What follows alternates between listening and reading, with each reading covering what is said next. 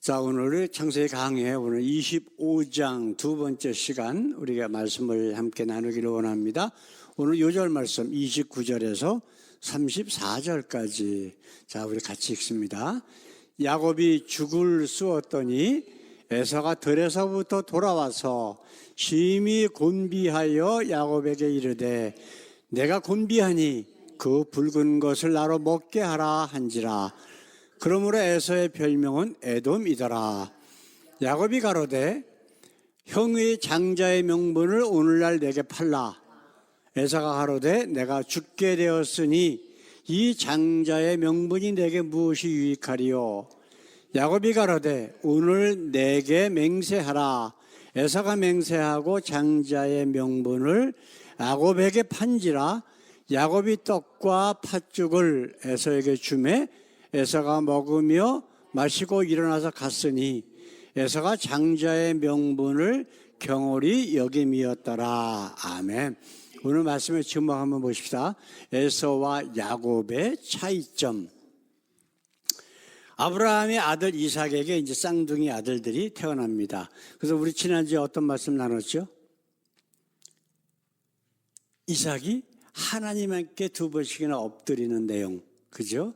하나님께 가서 여쭤오고 엎드리고 그럴 때 하나님께서 네 아내의 태중에 쌍둥이가 있는데 두 나라가 벌써 나누인다.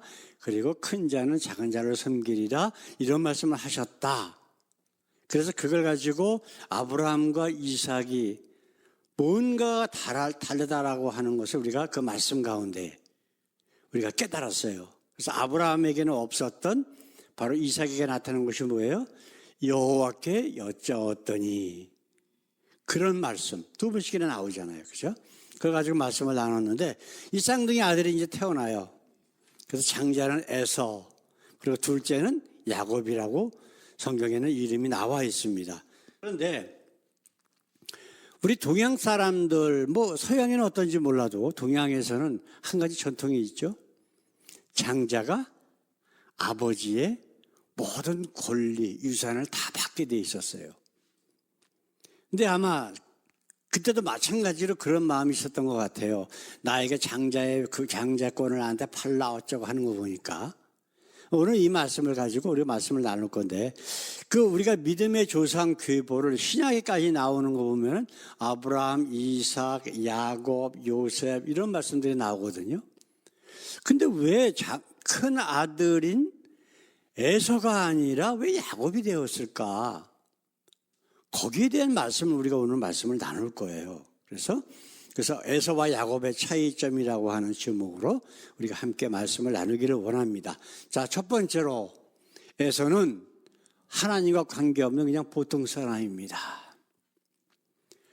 자, 26절, 27절을 보게 되면 우리가 지금 읽지 않았지만 어떤 내용이 나오냐면 에서는 익숙한 사냥꾼이 됐어요. 그 들판 뛰어다니는 거예요. 그죠? 근데 아버지 이삭은 또 큰아들 에서가 사냥해온 고기를 그렇게 좋아했어.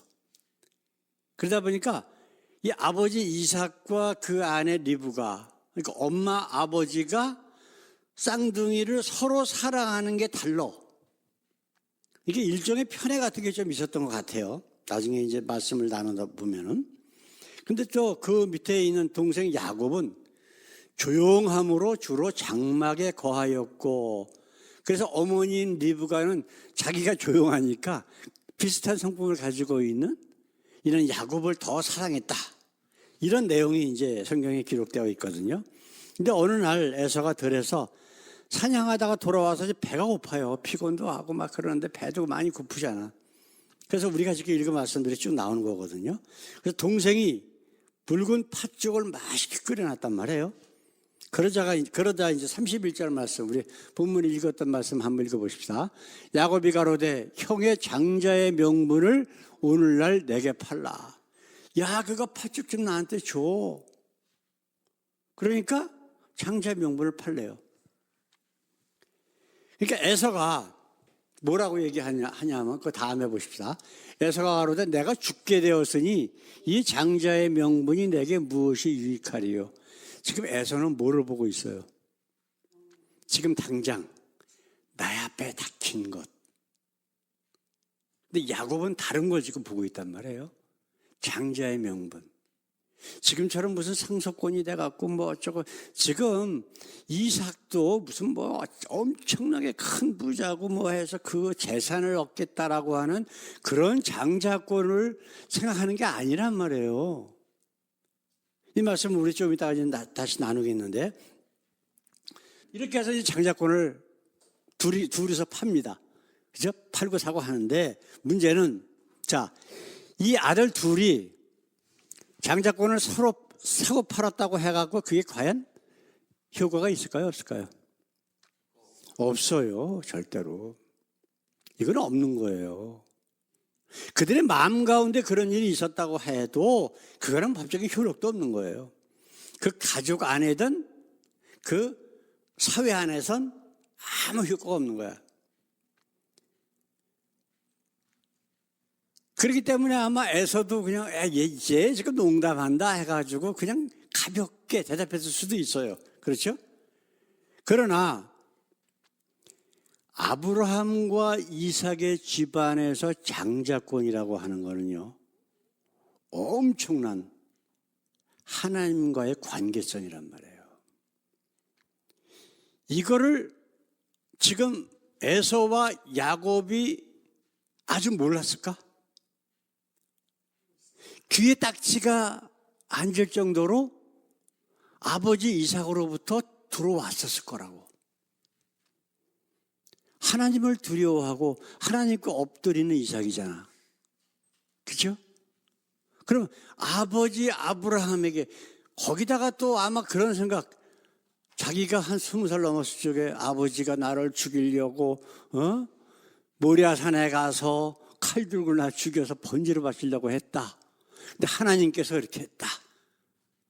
자기가 경험한 거잖아. 그러니까 아주 생생하게 알고 있었을 거라고. 그래서 하나님께서 자기와 아브라함이 있는 가운데에 하나님께서 말씀하시는 내용도 들었다고. 이것들이 계속해서 경험으로 축적돼서 하나님이 누구신가를 그 아버지 이삭은 확실히 알고 있었단 말이에요. 그러면 그거를 분명히 쌍둥이가 태어났을 때에 아기 때서부터 계속해서 틈만 나면 얘기를 했을 거라고. 하나님께서 이렇게 아브라함에게 그리고 나에게 약속하셨다. 언약하셨다. 너희는 어떠한 그러한 하나님의 아들들이다. 뭐 이런 얘기를 계속해서 했을 거라고. 그렇잖아요. 그죠? 하나님께서 그 아브라함에게 약속하셨던 그 언약, 너와 내 후손에게 이 땅을 주리라. 세상 모든 만민이 내 씨로 인해서 복을 받으리라 했던 그 하나님의 그 엄청난 약속의 말씀이 장자권이라는 것 안에 들어가 있단 말이에요. 여기에서 에서와 야곱의 차이점이 나타나는 거예요. 에서는 지금 뭘 봐요? 지금 당장 나한테 이 땅에서, 이 세상에서 벌어진 일, 나한테 지금 무엇이 나한테 이익이냐 라고 하는 거예요. 이거를 무시한 게 바로 우리가 맨 마지막에 뭐라고 나와 있었어요? 에서가 장자의 명분을 경홀히 여김이었더라. 성경은 그렇게 기록하고 있거든. 장자의 명분이라고 하는 것은 바로 하나님과의 관계성을 이야기하는 건데, 그것보다 나는 지금 내가 배가 고픈 거, 나는 배가 불러야 돼. 지금 내가 세상에서 지금 내 육신적으로 필요한 게 뭐다. 그거를 더 하나님의 약속보다 귀중히 여겼다라고 하는 것을 우리가 이 조그만 작은 사건 가운데서 우리가 확인할 수가 있다라고 하는 거예요. 자, 그렇다면 그 반면에 야곱은 어떤 사람이에요? 하나님의 언약을 중요하게 여기는 사람입니다. 자, 26절을 보게 되면 우리가 지금 읽지 않았지만 한번 보십시다. 후에 나온 아우는 손으로 에서의 발꿈치를 잡았으므로 그 이름을 야곱이라 하였으며, 리브가가 그들을 낳을 때에 이삭이 60세이었더라. 분명히 이렇게 말씀하고 있거든요. 자, 여기서 말해요. 발꿈치를 잡다라고 하는 것은 동사 아카브라고 하는 동사에서 따온 이름이라고. 근데 이게 발꿈치를 잡다라고 하는 의미가 그냥 발꿈치 잡는 걸로 끝나는 게 아니라 어떤 의미로 아람 지역에서 사용했냐고 하면요, 사기꾼, 방해자, 안 좋은 의미로 사용하는 이름이 야곱이에요. 앞으로도 야곱이 계속해서 사기를 쳐. 형을 속이고, 아버지를 속이고. 근데 자, 우리 하나님께서 세상에서 윤리적으로 완벽한 사람을 찾으실까요? 생각해 보세요. 그런 사람이 있어요, 없어요? 없어요, 죄송하지만. 세상에 의인은 하나도 없다라고 분명히 성경은 말씀하고 있어. 거기서 의라고 하는 것은 어떤 의인이냐? 의인이라고 나온 단어들이 여러 번 나오는데 그 말씀하실 때마다 그 의인이 세상적인 의인이냐 하나님이 보시기에 의인이냐에 따라서 의미가 달라져요. 지금 세상에서 의인은 하나도 없다라고 하는 것은 세상적인 의미라고. 근데 예를 들어서 욥, 동방의 의인이라고 그랬거든. 그 의인이라고 하는 것은 윤리적으로 완벽한 인간이 아니라 하나님 보시기에 의인이라는 거예요. 하나님 보시기에 의인이라고 하는 의미는 뭐예요? 하나님을 믿는 자라고 하는 뜻이야. 이걸 우리가 구분해서 말씀을 보면서 해석을 달리 해야 된다라고 하는 거예요. 자, 지금 이러한 안 좋은 의미를 가진 이름인 야곱을 가진 사람, 근데 믿음의 조상의 기복 가운데 야곱이 들어가 있거든. 그럼 하나님이 뭘로 보셨을까? 야곱은 지금 뭘 보고 있어요? 하나님과의 관계, 하나님이 하신 말씀, 여기에 초점이 맞춰져 있는 거예요. 그래서 하나님이 주신 그 언약을 갖기 위해서 세상적인 속임수까지 쓰는 그러한 사람이 있었다고. 하나님은 바로 그걸 보시는 거예요. 자, 우리 한번 생각해 봅시다. 자, 천국은 이와 같으니, 우리 예수님께서 요한 먹으면서 매번 얘기하셨잖아요. 그 천국을 발견한 사람이 가서 뭐 했다고요? 가서 모든 것을 다 팔아 그것을 샀다. 이 천국이 뭐예요? 하나님이거든. 그러면 모든 것을 다 팔아라고 하는 것은 야곱이 형을 속이고 아버지를 속인 내용도 들어간다고 우리가 봐야 돼. 하나님을 향한 열정이 세상적인 윤리를 파괴하면서 나가는 거예요. 이 열정을 하나님께서 보신 거라고. 그래서 믿음의 조상이 아브라함, 이삭, 에서가 아닌 야곱을 통해서 하나님께서 이스라엘 백성을 나중에 모세를 통해서 가나안 땅, 약속의 땅, 영원한 하나님의 나라로 이끌어 가시는 하나님의 역사가 성경에 기록되어 있다라고 하는 거예요. 그렇죠? 바로 이 하나님의 관계성, 하나님만 최고 우선순위로 두고 있는 그 야곱의 열정과 그 순수한 마음을 하나님이 보신 거지 속이는 걸 보신 게 아니란 말이에요. 예수님께서 이런 말씀을 하셨어요. 우리 마태복음 11장 12절. 침례 요한의 때부터 지금까지 천국은 침노를 당하나니 침노하는 자는 빼앗느니라. 이거예요. 이건 부정적인 의미로 쓰여진 게 아니에요. 백부장, 유대인이 아니잖아요. 이런 사람이 천국을 지금 침노하고 있다는 거예요. 하나님의 나라를. 그런 의미로 예수님께서 말씀하신 거기 때문에 우리가 이 의미를 잘 깨달아야죠.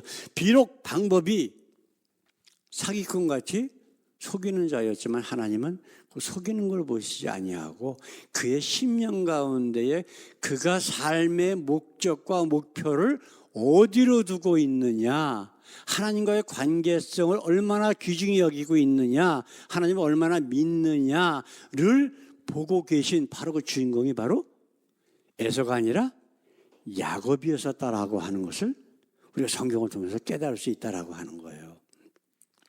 사랑하는 성도 여러분, 야곱이 형을 속이고 이제 나중에 아버지를 속이고 아버지한테도 장자로서의 인정을 받는. 근데 그게 속여서 인정을 받는 거야. 예? 형처럼 형이 털이 많고 그러니까 엄마가 그 속이는 방법까지 다 가르쳐 줘요 또. 예?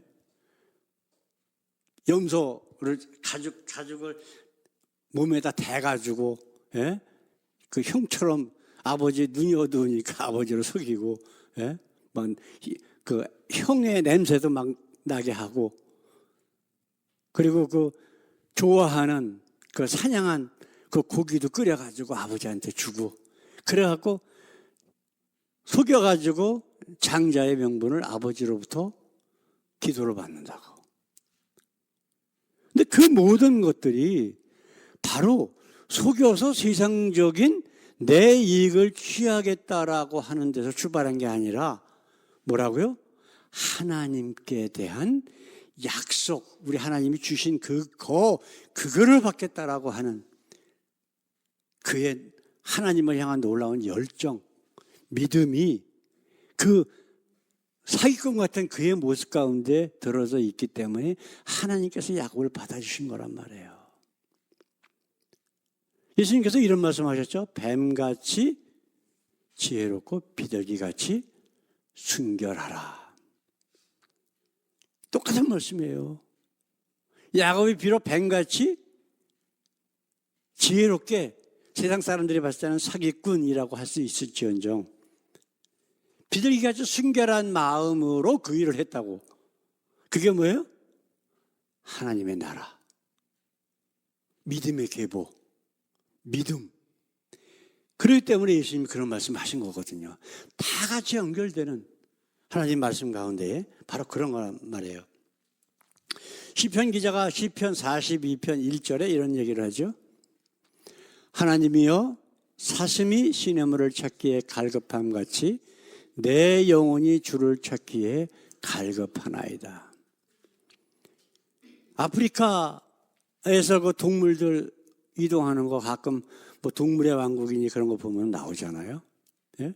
수천 킬로를 북쪽으로 갔다가 남쪽으로 갔다가 움직여. 왜 움직여요? 안 움직이면 죽는 거예요, 그냥. 물도 없고 풀도 없고. 근데 그 길이 평탄해요? 아니잖아. 육식 동물들이 와서 기다리고 있고, 강을 건너가면 또 악어들이 기다리고 있고, 그 몇 천만 마리씩 그냥 막 몰려다녀요. 누라든가 영양이라든가 무슨 뭐 이런 것들. 지금 사슴이 지금 목말라서 지금 이런 게 아니에요. 잠깐 목이 말라갖고 물 찾는 게 아니라고. 안 먹으면 죽는 거예요. 물이라고 하는 건 생명이라고. 여기서 시냇물이라고 하는 것은 하나님, 우리의 영원한 생명 되시는 하나님을 지금 시편 기자가 노래를 하고 있는 거예요. 다윗이 그 도망다니면서 얼마나 많은 고생을 했을까. 네? 근데 그 와중에서도 도망다니는 게 문제가 아니라 하나님을 좀 더 가까이 하기 위해서 그가 한 모습들 보게 되면은 열왕기상 뭐 하 이런 데 쭉 보게 되면 참 눈물겨워요. 근데 내 마음에 합한 자라고 유일하게 성경에 기록되어 있는 자가 바로 다윗이잖아. 바로 그러한 마음을, 자기의 마음을 솔직하게 표현하는 것이 바로 그거예요. 다시 한번 읽어볼까요? 하나님이여 사슴이 시냇물을 찾기에 갈급함같이 내 영혼이 주를 찾기에 갈급하나이다. 이러한 하나님을 찾는 갈급함이 우리에게 있어야 돼요. 바로 야곱이 형을 속이고 아버지를 속이고 했던 것도 바로 이거야. 이런 마음을 가지고 했다는 얘기예요. 세상적으로 하나님을 모르는 사람들은 야곱을 비난할 수 있어. 그러나 적어도 하나님의 영이 있는 사람은 야곱 그럴만하지. 그 방법밖에 없으니까. 왜? 차남이었었잖아. 차남인데 그 하나님의 언약을 내가 이어받고 싶어 라고 하는 그 갈급한 심정이 그 가운데 있었다고. 자기 세상적인 평판, 가족 간의 그런 문제, 그것보다 나는 하나님의 그 언약을 받기를 원해 라고 하는 그런 갈급한 마음, 이런 마음이 바로 야곱의 마음이 아니었을까라고 하는 겁니다. 우리가 앞으로 26장 쭉 나가면서 이제 이삭과 야곱의 그러한 믿음의 모습들, 변화되는 모습들, 어려움 당하는 모습들, 이런 것들을 하나씩 살펴가면서 다시 한 번 더 하나님이 어떤 분이신가를 우리가 시간 깨닫는 그러한 여정이 되기를 우리 주님의 이름으로 축원합니다. 다 같이 기도하겠습니다. 사랑의 아버지 감사합니다. 짧은 시간이지만은 그 사기꾼 발뒤꿈치를 잡았던 바로 야곱, 그가 형을 속이며 장자권을 사고 파는 모습을 봅니다. 얼마나 야곱이 그 하나님을 사모했기에, 하나님의 약속을 사모했기에 이런 짓까지 했나라고 하는 마음을 생각을 해봅니다. 하나님, 이러한 모습, 세상 사람들이 그를 비난할지언정, 그러나 그것을, 그 열정을, 그 순수함, 그 믿음을 받아주신 하나님처럼 우리도 이렇게 살게 하시고, 우리 하나님을 위해서 뱀처럼 지혜롭고 비둘기처럼 순결한 마음으로 이 땅을 살아나가 하나님의 영원한 그 약속, 언약을 받고 누리는, 영원한 생명을 누리는 저희들 되게 하옵소서. 감사하며 예수님의 이름으로 기도드렸습니다. 아멘, 아멘. 이제는 우리를 억만 죄악 가운데서 구원하시기 위해 이 땅에 오신 우리 주 예수 그리스도이고 귀하신 은혜와 독생자까지 아낌없이 십자가에 매달아 죽게 하심으로 우리의 모든 죄를 지게 하신 우리 하나님의 한없으신 사랑과 지금도 우리와 함께 계셔서 하나님을 향한 마음이 야곱보다 더 큰 마음으로 가질 수 있도록 우리를 인도하시고 이끄시는 성령님의 교통 역사하심이 하나님 앞에 귀한 예배를 드리며 야곱처럼 지혜롭고 또한 순수한 하나님을 향한 열정으로 우리를 살기를 원하는 주의 사랑하는 귀한 자녀들 위해 영원토록 함께 하시길 예수님의 이름으로 간절히 축원하옵나이다. 아멘. 아멘.